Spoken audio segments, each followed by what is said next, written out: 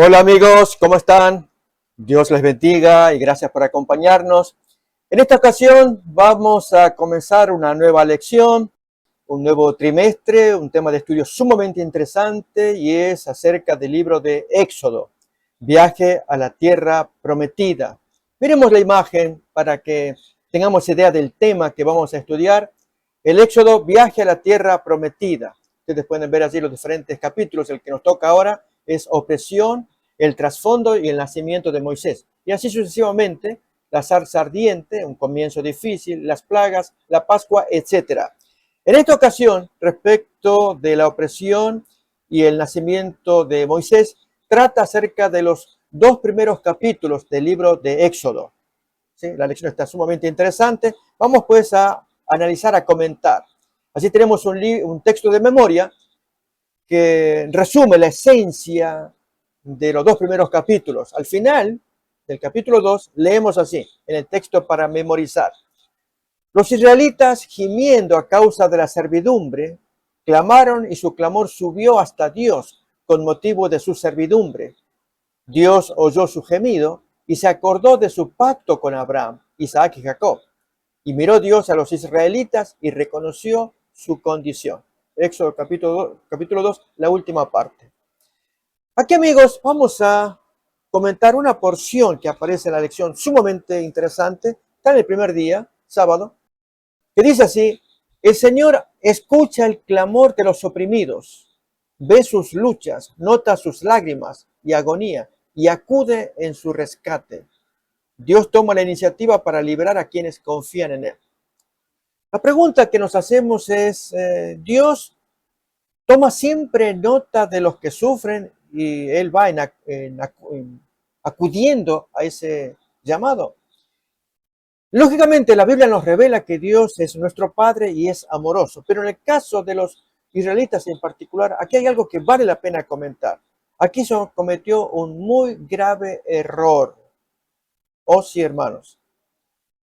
Vamos primeramente a leer los textos de Éxodo capítulo 1, los primeros versículos, 1 en adelante, hasta alcanzar el versículo 7. Es la porción que queremos analizar y a la vez comparar con Génesis capítulo 15, una experiencia similar, si bien Abraham la tuvo en el capítulo 12, pero en el 15 vamos a mirarla con algunos detalles. Pero vamos pues a leer el texto de Éxodo 1, versículo 1 en adelante. Estos son los nombres de los hijos de Israel que entraron en Egipto con Jacob. La palabra nombres, Shemot en hebreo, es la palabra que le da el título al libro. El título, pues, en hebreo es nombres. Cada uno entró con su familia y entonces enumera a los hijos de Jacob. Avanzamos versículo 5 todavía. Allí los nombres que son conocidos para nosotros. Todas las personas que le nacieron a Jacob fueron 70. En la Septuaginta dice 75, del cual luego en el discurso que va a dar Esteban en Hechos capítulo 7, también menciona 75, basándose en la traducción griega de la Septuaginta. Y José estaba en Egipto. Versículo 6 ahora. 6 y 7. Y murió José y todos sus hermanos y toda aquella generación. Y los hijos de Israel fructificaron y se multiplicaron, y fueron aumentados y fortalecidos en extremo, y se llenó de ellos la tierra. Nosotros diríamos que esto es bendición, que Dios obró grandemente con ellos, y es cierto, absolutamente es cierto. Miremoslo en la lección al día siguiente, domingo, el comentario que el autor nos trae. El libro de Éxodo comienza con un recordatorio de la bendición de Dios. Y luego pone el versículo 7. Crecieron y se multiplicaron, se aumentaron y fortalecieron en extremo y llenaron el país. Al punto que cuando ellos salen, dice 12:37 a continuación, eran como 600,000 hombres de a pie, sin contar las mujeres y los niños. Hasta esa parte queremos comentar lo siguiente. Amigos, hermanos, absolutamente estamos frente a una bendición. Pero, ¿qué pasó luego? Vino una situación absolutamente nueva, desgraciada. El texto nos dirá que el siguiente faraón no conoció o no reconoció los méritos hechos por José en favor de la nación egipcia, de todos sus habitantes, y a la vez haberse traído a su familia. y que aquella vieja generación lo aceptó. ¿Cuál fue el error? Dije yo.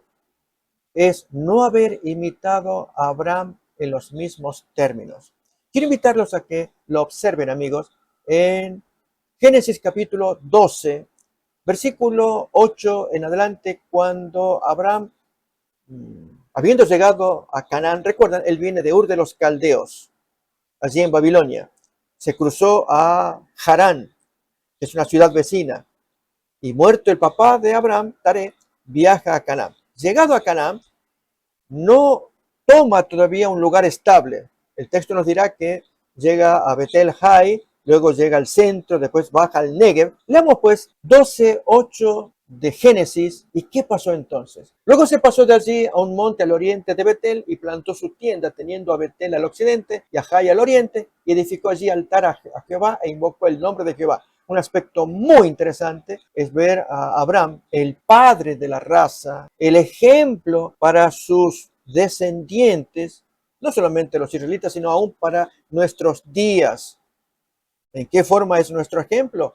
Él dejó las grandes ciudades para seguir un plan de Dios.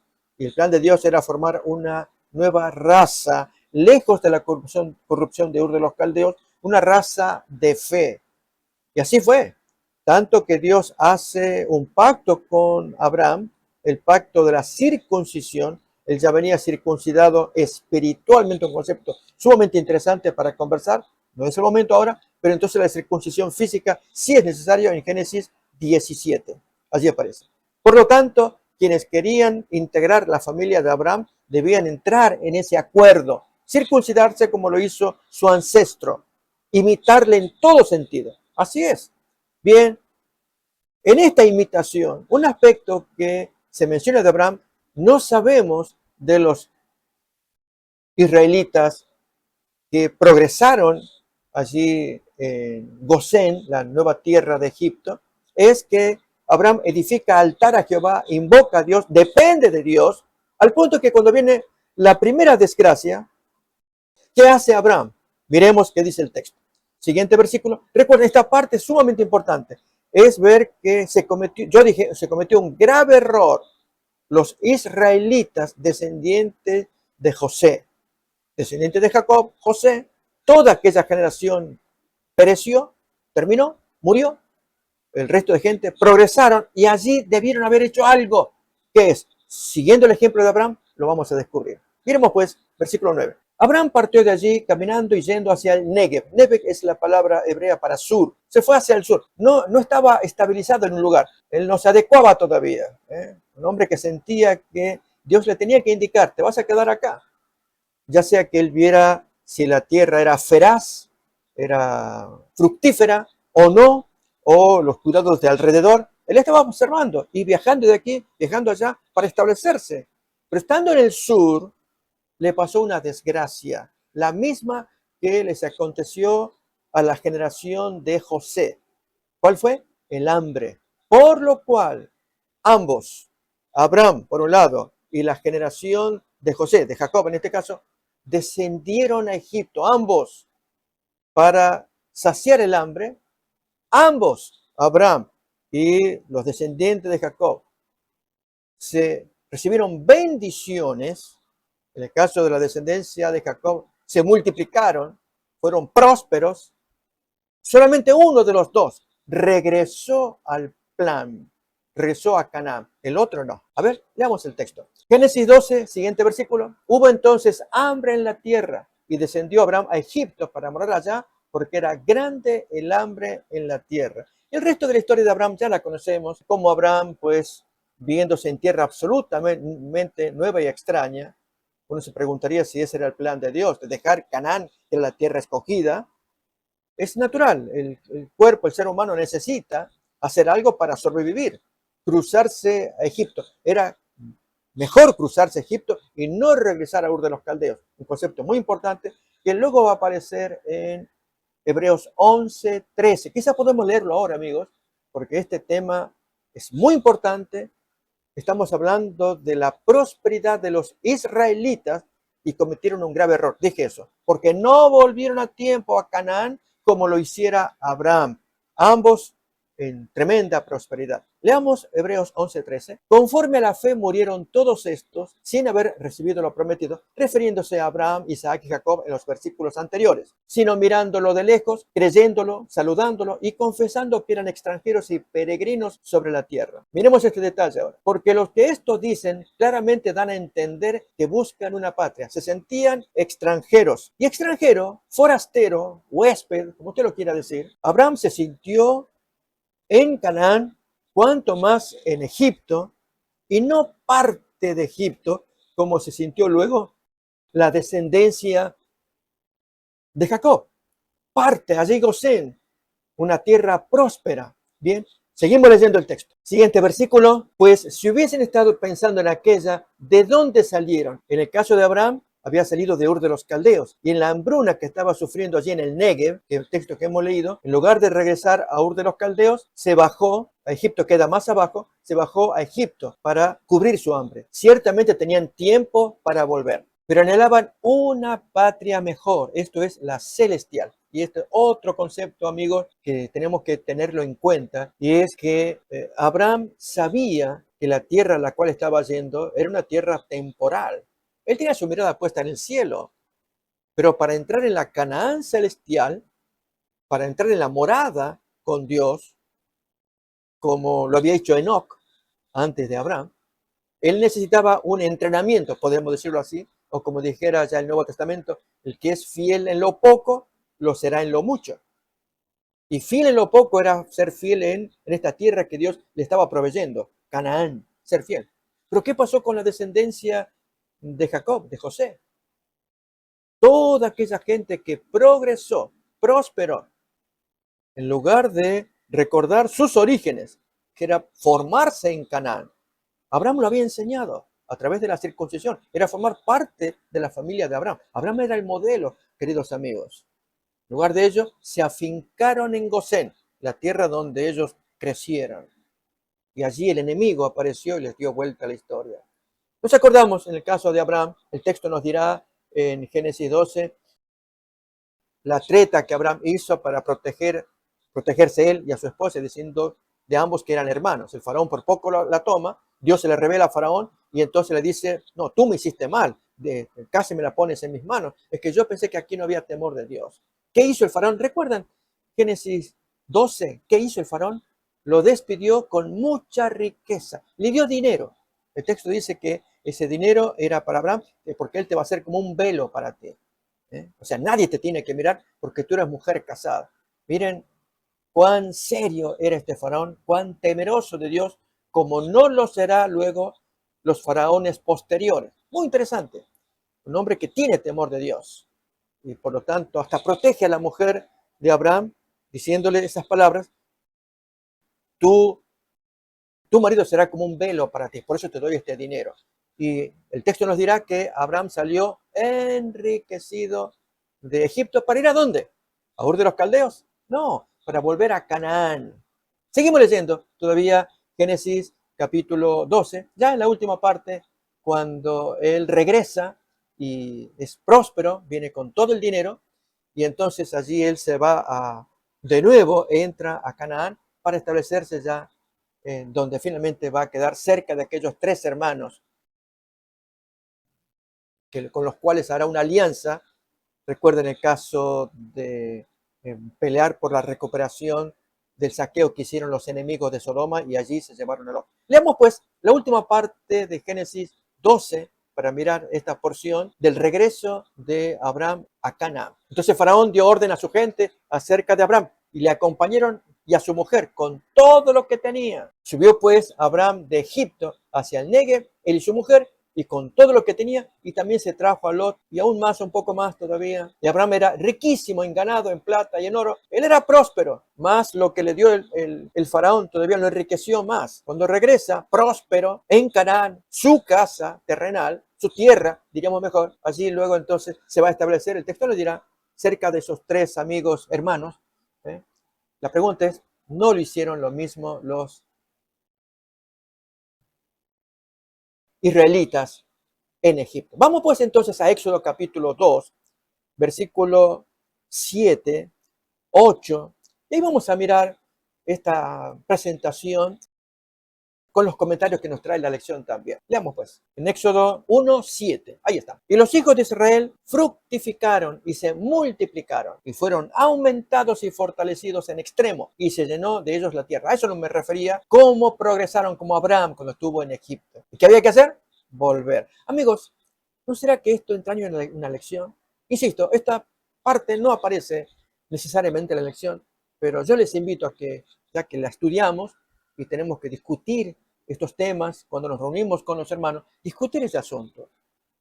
¿Cuál es el plan de Dios para nuestras vidas? E incluso, aún más, en este tiempo, especialmente en este país, cuando se está sufriendo una masiva expulsión, recuerden que esto pasó con los israelitas, de parte del faraón que no reconoció a José y todo su beneficio, que decidió esclavizarlos, primeramente matando a los niños y luego los esclaviza.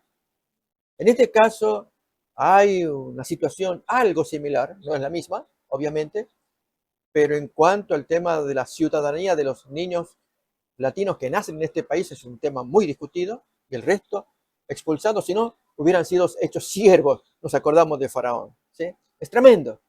La pregunta es, ¿cuál es el plan de Dios para nuestras vidas?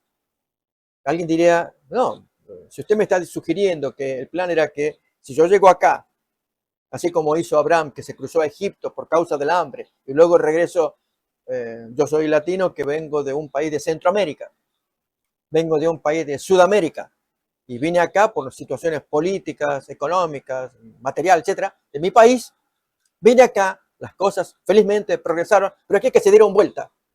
Es cierto, ¿sí? La situación no es la misma entre la Canaán de aquellos días, el plan de Dios para que el pueblo de Dios creciera allí, ¿no? Alejado de la influencia pecaminosa del entorno y siguiendo el modelo del evangelio de Abraham. Ese era el punto. En nuestros días hemos dejado nuestras tierras latinas para venir acá, pero las cosas se dieron vuelta. Sigue la pregunta en pie, ¿cuál es el plan de Dios para nosotros? Amigos, sea donde estemos, recordemos que Dios quiere que pensemos en la Canaán celestial. Aquí estamos de paso. Si alguien dice, no, que me sacaron de la tierra, del entorno, es cierto, y seguramente en muchos casos ocurre eso, pero por encima de eso, tenemos que pensar que nuestra patria está en el cielo, tal como Abraham pensó. La tierra aquí de Canaán era una tierra de transeúntes, pasajera, para formar allí el carácter, de modo que él pueda habitar con el Creador por la eternidad, como lo estaba haciendo un antecesor de Abraham, que fue Enoch. Él fue llevado al cielo. Así que este concepto, amigos, de cuál es el plan de Dios para nuestras vidas, lo tenemos que tener siempre en cuenta. Así que, volviendo nuevamente al tema de la lección, miren acá, leemos Éxodo capítulo 1, pero ahora versículos 8 al 11, cómo se dan vueltas las cosas. Leemos pues, abrimos la Biblia y leemos versículo 8 al 11, que dice así: Entre tanto se levantó sobre Egipto un nuevo rey que no conocía a José y dijo a su pueblo: He aquí, el pueblo de los hijos de Israel es mayor y más fuerte que nosotros. Ahora pues, seamos sabios para con él, para que no se multiplique y acontezca que viniendo guerra, él también se una a nuestros enemigos y pelee contra nosotros y se vaya de la tierra. Entonces pusieron sobre ellos comisarios de tributos que los molestasen con sus cargas. Edificaron para Faraón las ciudades de almacenaje, Pitón y Ramesés. Y como la lección menciona, allí comienza la esclavitud para este pueblo que había sido grandemente bendecido. Se multiplicaban, prosperaban, al punto que los de casa, los nacionales, sentían miedo de ser expoliados, de ser saqueados. Los israelitas no tenían semejante intención, no estaba dentro de sus ideas, habían sido educados en el temor de Dios, siendo descendientes de Abraham, pero el temor de los vecinos. Esto es un tema sumamente interesante. ¿Hasta dónde podemos relacionarnos con aquellos que no tienen nuestra fe? De allí es el consejo: salgan de las grandes ciudades. Recuerden que oportunamente se nos viene diciendo, y muy pocas veces le prestamos atención, hasta que viene un apriete, un apurete, y entonces allí es donde uno reacciona, ¿y ahora qué hago? ¿Cómo hago? Cuando ya se nos había dicho con tiempo este tema. Quiere el Señor dar nuevas oportunidades, especialmente a aquellos hijos de Dios que quieren imitar a Abraham, que dejó Ur de los Caldeos, dejó Harán, se vino a la tierra donde él tenía que formarse, Canaán, y aún en la desventura del hambre, en lugar de volverse a su lugar de nacimiento, se cruzó a Egipto, estuvo un tiempo necesario, progresó, Dios lo bendijo, volvió otra vez al lugar donde tenía que formarse, y allí terminó. Preciosa historia. Bien, ahora se dan vuelta las cosas, según nos cuenta la lección, y notemos acá, voy a invitarles a que miren el texto del versículo 12. La lección dice, el relato destaca la paradoja de que cuanto más afligían los opresores a los israelitas, tanto más se multiplicaban y crecían. Nos dirá Éxodo 1:12. Realmente hay bendición. Dios amaba a su pueblo. Quería que progresaran, pero hubieran progresado mucho más y más seguros si hubieran retornado a tiempo a Canaán, como estamos sugiriendo. Bien, entramos al día lunes, amigos, y tenemos que hablar del trasfondo histórico para entender por qué el éxodo, por qué los castigos de Dios, las plagas, por ejemplo, que eso está en una lección más adelante, pero también la intervención de Dios a través de Moisés, los planes de Dios. Y para ese trasfondo histórico tenemos que hablar de José, que fue un modelo también. Modelo, amigos, decimos porque aquí hay otro asunto interesante. Cuando comparamos Génesis 38 y Génesis 39, en ambos capítulos aparecen historias respectivas de hermanos. Judá, corrupto, realmente, y José, un hombre santo, puro. Judá, capítulo 38, que se tienta con una aparente prostituta. Era nada menos que la disfrazada nuera, que por mezquindad del suegro no le quiso entregar el tercer hijo que era obligatorio, según la ley del levirato de Deuteronomio capítulo 25, ley que aparecerá más adelante con Moisés, pero ya era conocida esa práctica, también la miramos en el libro de Ruth. Al fallecer el esposo, la viuda tomaba al hermano del esposo. Y si fallecía ese esposo, la viuda tomaba al tercer hermano. Recuerden el relato que cuenta Mateo, los saduceos quisieron tentar a Jesús. Tenemos una historia de una mujer que tuvo un marido, luego un segundo, y 7 maridos tuvo esa mujer. Y con ninguno tuvo hijos. Y si existe tal resurrección, ¿esa mujer de quién será esposa? ¿De cuál de los 7? Recuerden la historia capciosa de los saduceos que no creían en la resurrección y cómo Jesús les respondió, ustedes yerran en gran manera porque ignoran el poder de Dios y las escrituras. Mateo capítulo 22, una historia para recordar. Bien, esa ley del cuñado o ley del levirato hacía que Judá, el suegro, debía entregar el tercer marido para esa viuda, que era el tercer hijo. El primero Er, segundo Onán y el tercero Sela. Pero el suegro no quiso. Y entonces la mujer avanzaba en tiempo y le dicen las amigas, y aquí el suegro tuyo viene a apacentar por estas tierras. Y se disfraza de prostituta sagrada. Otro tema también para tocar, la razón por la cual ella se disfrazó y que entendió Judá también. En el capítulo 38, 4 veces aparece la palabra prostituta, solamente una vez aparece la idea de prostituta vulgar y las otras 3 veces prostituta sagrada. Y Judá se acerca al culto cananeo extraño y allí para practicar, en fin, amigos, es una cosa reprochable de parte de un hijo de Dios de meterse al culto enemigo para fornicar, porque es parte del culto de ellos. Bueno, yo también voy a servir ahí y pago la ofrenda. Algo parecido a eso. Muy triste. ¿Qué contraste con Génesis 39?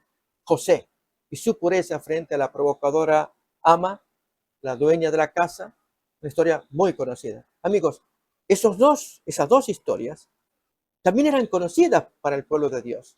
Pero aquí que en Egipto, al multiplicarse, se olvidan de las leyes de Dios tanto por razón de la servidumbre, el maltrato que reciben, como también la satisfacción de llevar adelante el cuerpo según sus necesidades, tanto que cuando Dios va a legislar por medio de Moisés, de haberlos sacado de Egipto y darles las leyes, Levítico 18 y Levítico 20 enumera leyes que eran absolutamente repugnantes, pero comprensivas para gente que se había prostituido. Esto es emparentarse con los parientes.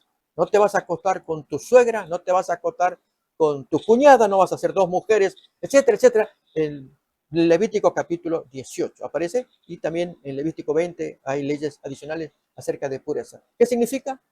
Estos descendientes de José, la generación que ya creció, se olvidan de las leyes morales de Abraham. No así José. José lo recordó, Judá lo olvidó. Traigo esto, amigos, porque son los antecedentes, o como dice la lección, miramos el título en el día lunes, el trasfondo histórico, y menciona a José, parte de ese trasfondo, pero yo agrego lo de Judá en el capítulo anterior, Génesis 38, para tener presente, porque luego se verá la inmoralidad de los israelitas viviendo en la tierra ajena. Y aún así Dios manifestó su grande amor al sacarlos a todos. Por amor, como siempre Dios lo dijo, por amor a Abraham, Isaac y Jacob. No por amor de ustedes, ustedes no son un pueblo especial. Nos dirá Deuteronomio capítulo 9, versículo 4. Tal vez podemos leer capítulo 9, 4, 5, 6. ¿Por qué motivo Dios va a salvar a los israelitas? Lo hace por amor y el juramento que había hecho a los patriarcas. Siempre son reconocidos los tres: el Padre, el Hijo y el Nieto, Abraham, Isaac y Jacob. Por amor a ellos, Dios los va a salvar.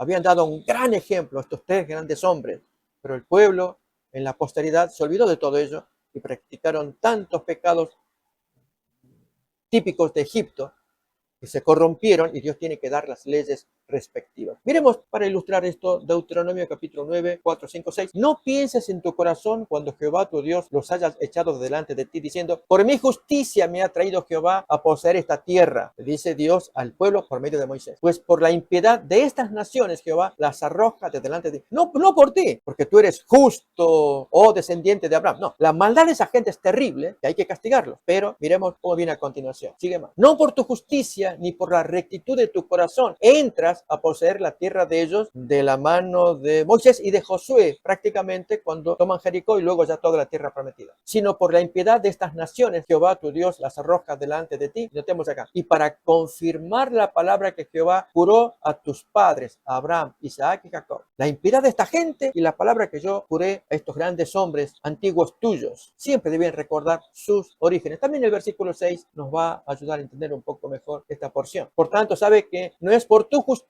que Jehová tu Dios te da esta buena tierra para tomarla, porque pueblo duro de servir eres tú, muy duro. Amigos, vamos a mirar todavía más de esta porción de la esclavitud, y tal vez algo que nos pueda crear en la cabeza cierta provocación. Dios lo sabía, lo permitió, sí sabía todo. A ver, miremos Génesis capítulo 15, desde el versículo 13, 14, vamos a mirar algo que de ahí en adelante, lo que es un pacto. Dios celebra un pacto con Abraham. Abraham algo le pasó, se durmió, cansancio, un hombre mayor también, y la sombra de una gran sombra, el sueño le vino, y Dios ahí comienza a revelarle cómo va a ser los años siguientes. Pero leamos pues entonces Génesis capítulo 15, versículo 13 en adelante. Noten acá: entonces Jehová dijo a Abraham: ten por cierto que tu descendencia morará en tierra ajena y será esclava allí y será oprimida 400 años. Si Dios sabía que iban a ser esclavos por tanto tiempo, ¿cómo es que no lo impidió? Tal vez vamos a mirar un poco más en el capítulo 15. Voy a invitar a que leamos versículo 8 en adelante, la pregunta que Abraham le hace a Dios, ¿cómo yo voy a saber que voy a heredar esta tierra? ¿En qué conoceré que he de heredar esta tierra que tú me prometes? Y entonces Dios le dice, vamos a hacer un pacto. Fijémonos ahora en los siguientes versículos. Tráeme estos animales, becerra de 3 años, la cabra de 3 años, un carnero de 3 años, también tórtola y palomino. ¿Qué más? Y él tomó todo esto y los partió. ¿Saben, amigos, que la palabra pacto en hebreo es cortar, brit, brit? Y se dice karat, berit, es la combinación de palabras, es partir el pacto. Karat es partir. Y por lo tanto, el pacto consistía en partir, y esta parte va a ser para ti, esta parte para mí. Mira la sangre que está en el medio. Si tú no cumples con la parte que te corresponde, el testimonio que hay aquí es sangre. Lo pagas con la vida. En eso consistían los antiguos pactos que celebraban en la antigüedad los patriarcas, los antiguos. ¿Sí? Era cortar el pacto, karat berit. En el caso de Dios, que le dice, tráeme estos animales, y le especifica 3 animales más 2 palomas. Abraham lo hace, pero no hace con las palomas. Algo pasó. Seguimos leyendo. Y tomó él todo esto y los partió por la mitad y puso cada mitad a una enfrente de la otra. Mas no partió las aves. Él tenía que haberlo hecho también. Y descendían aves de rapiña sobre los cuerpos muertos y Abraham las ahuyentaba. No estaba todavía completo para que Dios se aparezca y ya converse acerca del pacto, porque la palabra pacto va a aparecer un poco después, que se quiere celebrar, porque faltaba partir las aves. Y Abraham ahora gastando tiempo espantando las aves de rapiña que se querían comer, y de tanto esfuerzo le viene el sueño. A ver, miren. Mas a la caída del sol sobrecogió el sueño a Abraham, y aquí que el temor de una grande oscuridad cayó sobre él. Al dormirse, pudo ser parte del sueño, pesadilla, un temor. Dios iba preparando el corazón de Abraham para revelarle algo. ¿Qué era? A ver. Ten por cierto, y ahora tenemos el texto, ya hemos leído el contexto, ahora es fácil de entender el resto. Ten por cierto que tu descendencia morará en tierra ajena y será esclava allí y será oprimida 400 años. Acerca de este tema, recordemos que Gálatas capítulo 3, 16 nos dirá 430 años. Y ya en el texto de Éxodo 12:40 también se especifica 430 años. Puedo recomendar la lectura del comentario bíblico. Aquí tenemos un artículo que vamos a poner sobre cómo computar esos 400 años, que tu descendencia será cautiva en Egipto. Porque las cronologías tienen que cuadrar, decimos, ¿no? Y una manera en que cuadre o encaje es cuando se observa que de los 430 años, 215 va a corresponder al tiempo en que desde la descendencia de Isaac es perseguido por Ismael, y aún todo lo que sucedió con Jacob, y los siguientes 215 años sí le corresponde ya a la descendencia cautiva en Egipto. Es lo que el comentario bíblico nos lo va a traer. Muy interesante el comentario. En un momento más ponemos una imagen. Pero el punto es que así es como podemos mirar algo que de otro modo es más difícil, ya que la aparición de Moisés, él llega a ser nieto de Leví. ¿Cómo? Pero no era que pasaron 400 años desde que supuestamente Leví, uno de los 12 patriarcas, fue, y 400 años más tarde aparecerá la liberación con Moisés, siendo él nieto de Leví. No, tiene que haber sido menos años. ¿Sí? Es un detalle importante a la hora de razonar. Por eso es que hay gente crítica que dice, no, los números están mal encuadrados. No, amigos, no.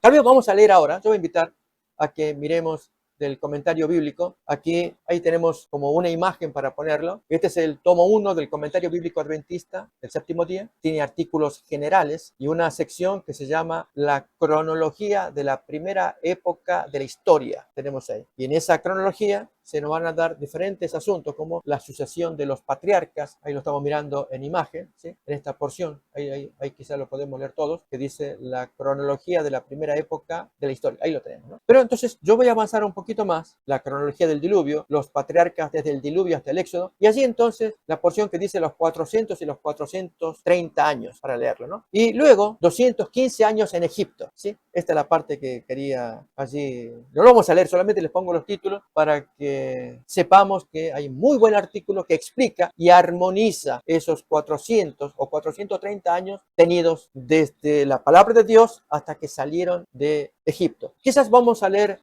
Gálatas capítulo 3, 16, vayamos a leer el texto, y también Éxodo capítulo 12, versículo 40, para armonizar estos textos de 400 años y 430. Dice acá, ahora bien, a Abraham fueron hechas las promesas y a su simiente, no dice y a las simientes como si hablase de muchos, sino como de uno, y a tu simiente, la cual es Cristo, 16. Y 17, esto pues digo, al pacto, esa es la mejor traducción de nuestra Reina Valera 60, al pacto previamente ratificado por Dios para con Cristo, la ley que vino 430 años después no lo abroga. ¿Qué cosa? Al pacto ratificado por Dios ante Abraham. 430 años más tarde, la ley de Moisés no lo va a abrogar a ese pacto, es lo que está diciendo. Y asimismo, miramos ahora en Éxodo capítulo 12, abrimos Éxodo, ahí tenemos, 12:40. El tiempo que los hijos de Israel habitaron en Egipto fue de 430 años. ¿Sí? Ya tenemos entonces este panorama. Y vamos ahora nuevamente a Génesis capítulo 15. Leíamos versículo 13, ¿recuerdan? 14. Así miramos el diálogo de Abraham, de Dios con Abraham, y los 400 años de cautiverio.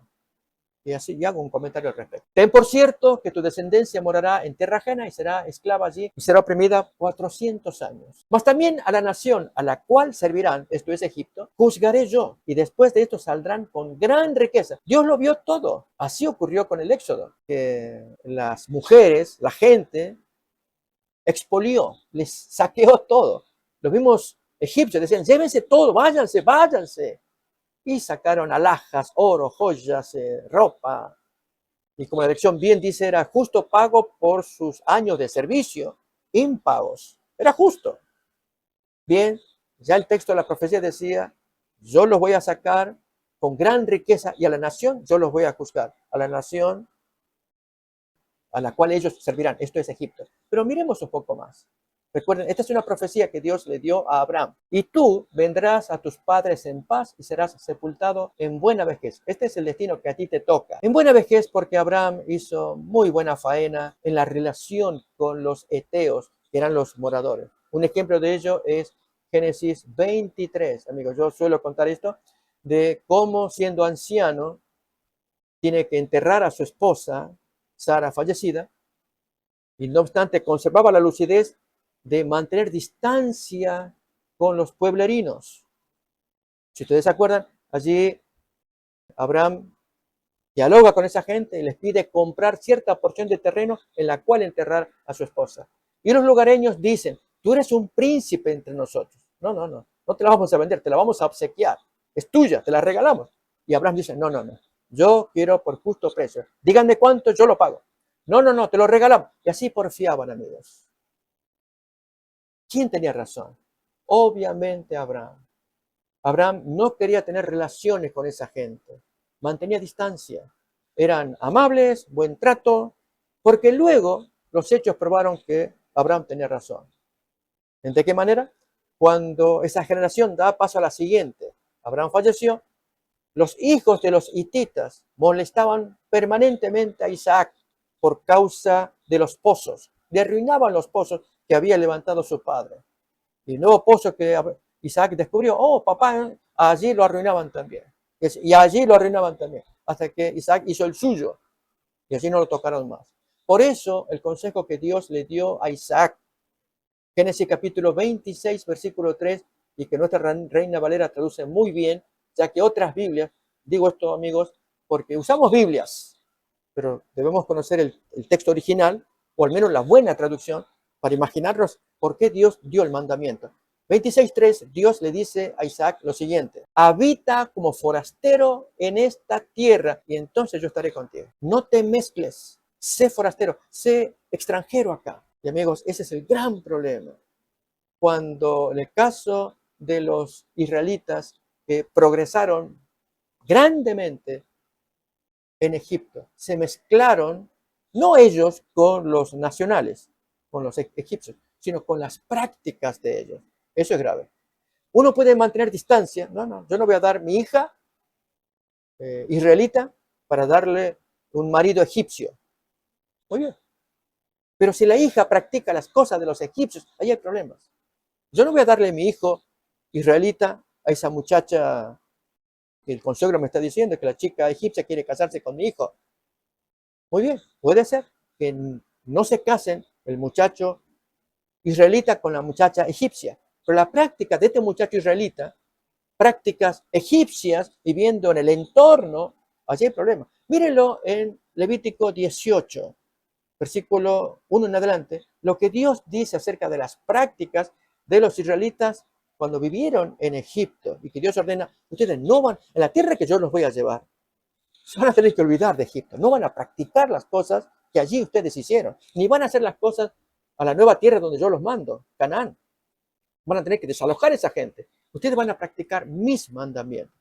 Notamos, miremos Levítico 18, versículo 1 en adelante, lo siguiente. Habló Jehová a Moisés diciendo, habla a los hijos de Israel y diles, yo soy Jehová vuestro Dios. No haréis como hacen en la tierra de Egipto en la cual morasteis, ni haréis como hacen en la tierra de Canaán a la cual yo os conduzco, ni andaréis en los estatutos de esa gente. Mis ordenanzas pondréis por obra, y mis estatutos guardaréis andando en ellos. Yo Jehová vuestro Dios. Por tanto, guardaréis mis estatutos y mis ordenanzas, los cuales haciendo el hombre vivirá en ellos. Yo Jehová. Notamos eso. Muy claro aquí cómo Dios quiere que siempre se mantenga la distancia entre el pueblo santo que va a practicar los mandatos de Dios y aquella gente que practica sus cosas carnales, diabólicas, pero que como santos estamos llamados a dar luz para que esa gente conozca de Dios y puedan ser salvos también.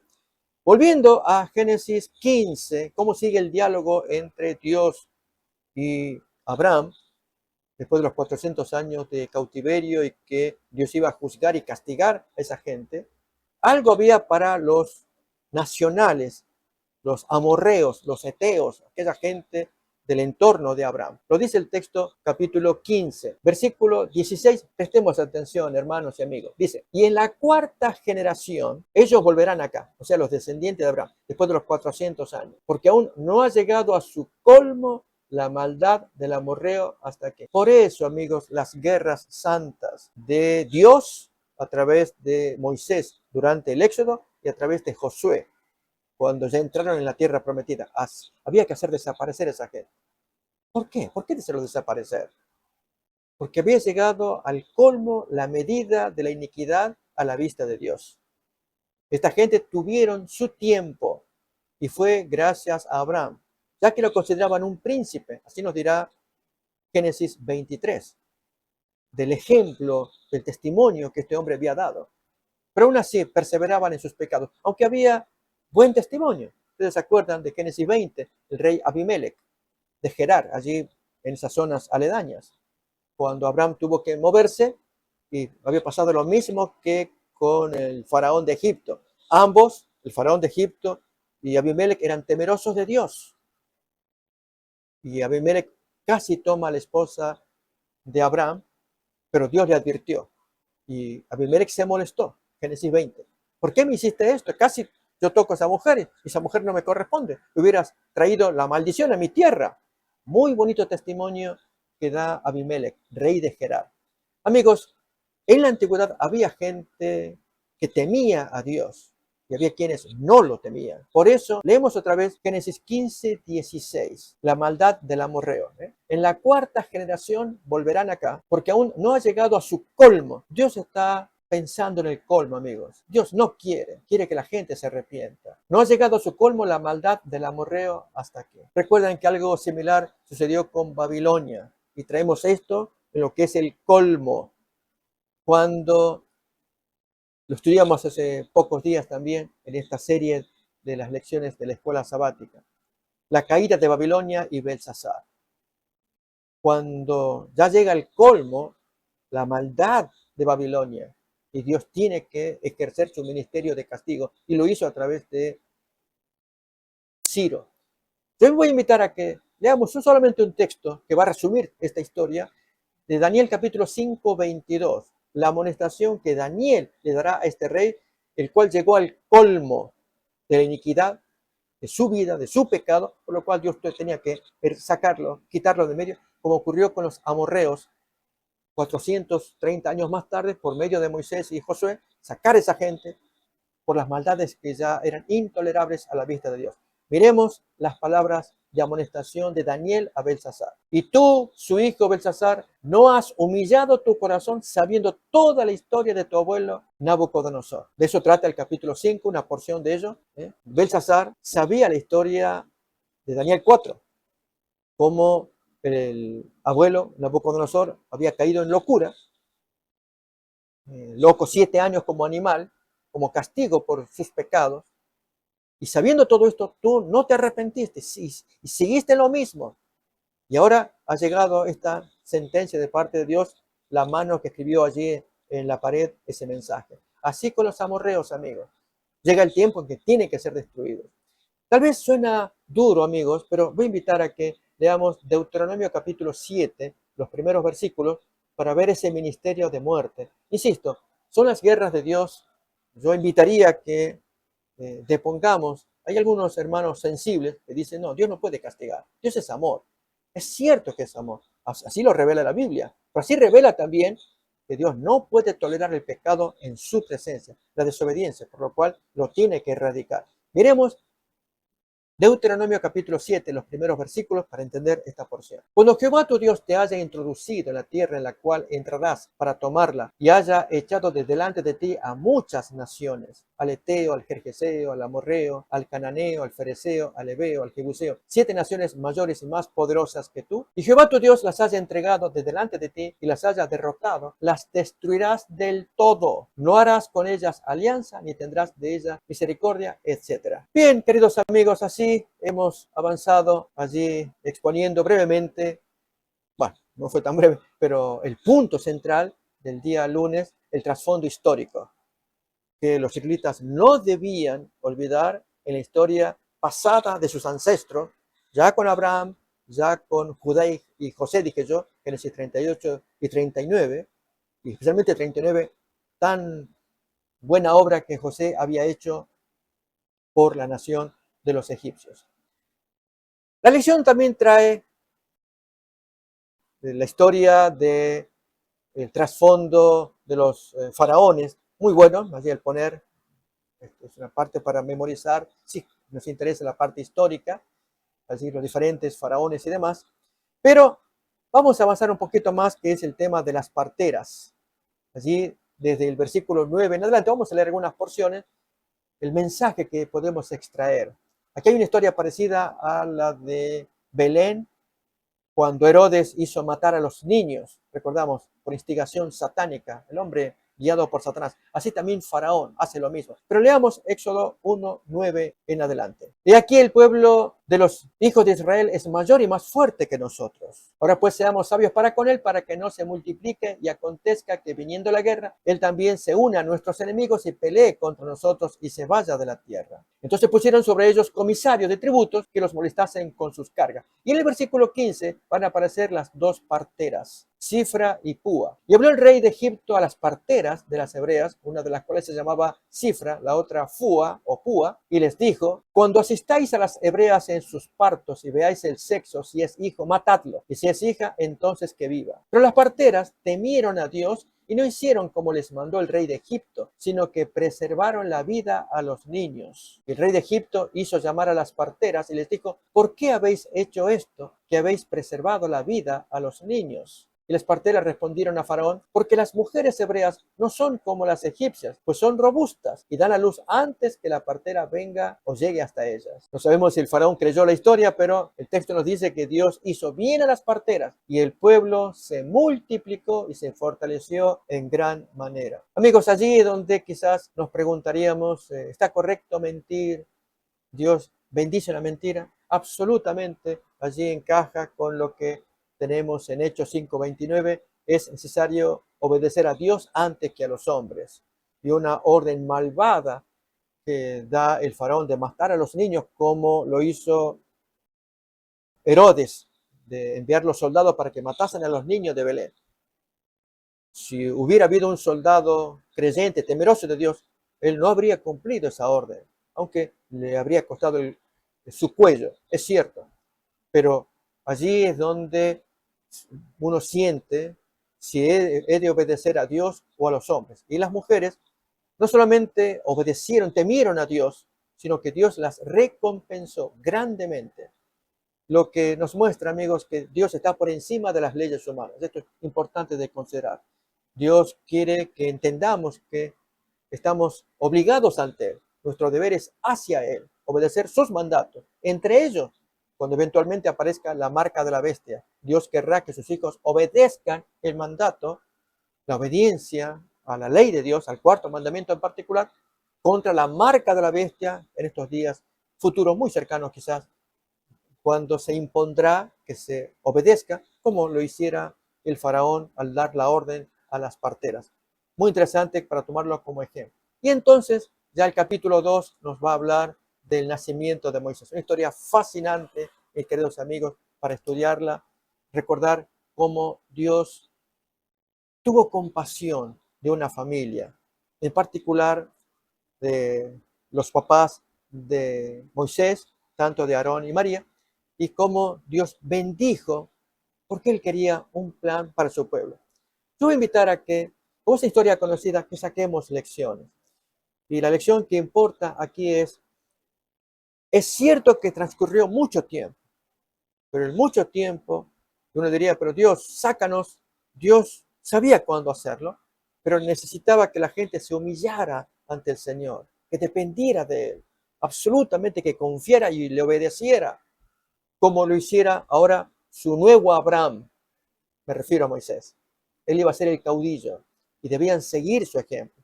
Abraham fue limitado, cometió errores, no solamente aquello de que asesinó al egipcio, quizás el error más grave todavía aparece en el capítulo 4, el no haber circuncidado a su hijo menor. Esto lo vamos a ver más adelante, en la siguiente semana. Por lo cual el ángel apareció en forma amenazadora y su esposa Séfora cumplió la orden porque por causa de ella no se circuncidó al niño. Eso era muy grave, no cumplir los mandatos de Dios siendo él el líder que debía dar el ejemplo. Pero fuera de ello, el resto, amigos, la historia es fascinante de Moisés y es importante que Dios pone los ejemplos a seguir. El ejemplo máximo para nosotros es Cristo el Señor. Pero en aquellos días, hasta que conocieran a Cristo, Dios estaba dando los ejemplos humanos. Abraham primeramente, Moisés lo será después, para que la gente aprendiera y así Dios los bendijera grandemente. Abraham lo hizo en su época, historia preciosa de la que todos aprendemos. Pero ahora Moisés estaba aprendiendo en el desierto, como la lección nos señala. 40 años en la corte, 40 años en el desierto, así con Jetro y su familia, y otros 40 años lidiando con el pueblo al sacarlo de Egipto. Una historia maravillosa que muestra que por algo era considerado el hombre más manso de la tierra. Oh, amigos, quiero invitarles a que pongamos los ojos en nuestro Señor Jesús, que edifiquemos nuestro carácter a la altura del Maestro. Hubo modelos humanos, pero ellos miraron a Cristo, ya lo dice Hebreos 11, que Moisés se sostenía como mirando al invisible y tenía por alto honor sufrir los vituperios de Cristo en lugar de gozar de los deleites temporales del pecado de Egipto. Bien, ese es el modelo humano para pensar, Moisés, ¿quién mora en el cielo actualmente? Pero el modelo divino es dado a nosotros para que lo miremos, lo imitemos, confiemos en Él, hagamos su voluntad, confesemos nuestros pecados a Él y que Él, dándonos un nuevo corazón, hará que obedezcamos y así heredemos la eternidad. Dios nos bendiga en el estudio y en el repaso que tendremos de esta lección en los siguientes días. Amén.